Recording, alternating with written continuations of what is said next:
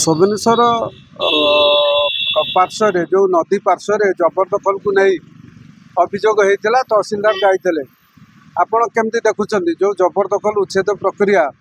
केवल कौन से ना आउ कौटी नहीं सोबिनसर पाखे जो नई कूल समस्त आज को से 25-30 वर्ष रोच से टार्गेट कर जदि उच्छेद हम निहारी तहसिल एरिया जी अच्छा से उच्छेद कर थाईथान भी कर किंतु गोटे संप्रदाय पर कहीं आक्रोश जो मैंने अभियोग कर निहारी अच्छा आम आदिवासी भाई मैंने अच्छा नई कूले कूले समस्त अच्छा एठू नहीं पूरा नई कूले कूले आमर पनिमाल ठू नहीं पूरा आमर शड़ी पर्यंत अच्छा लोक द्विपार्श्वर अच्छा जदि से उच्छेद कर वर्ष अच्छा जदि से उच्छेद कर नोटिस दि जाऊ ता सहित भी थाईथान कर आपण कौन भावुं जो नियाली अंचल केवल कौन सोबनेश्वर पार्श्व जबरदखल होती ना आउ कौन कौन सब विभाग रही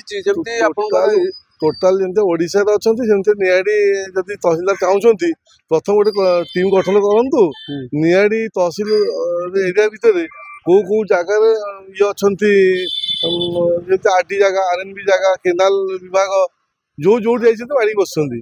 समस्त उच्छेद कर जो मैंने प्रकृत से देखा जाऊ जगह ना से जगह व्यवस्था कर थाईथान कर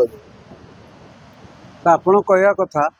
तो सरकारी स्तर में गोटे टीम रो आवश्यकता रही निश्चित टीम गठन कर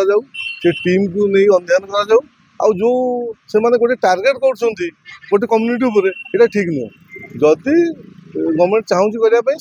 समस्त एक्शन नि जाऊ प्रकृत कौ मैंने अच्छा तहसील अधीन गोचर अच्छा आमर आरटी आरएनबी केनाल विभाग जगह अच्छा आमर जेकोसी गवर्नमेंट जगह हो अनामत हो जदि कहीं अच्छा से पुखान तदन कर गोटे कमिटी तदन कलापर से अन्य जगह थाईथान भी कर आमर कौन आपत्ति नहीं किंतु गोटे संप्रदाय पर आक्रोशमूलक ये कर ठीक नुह।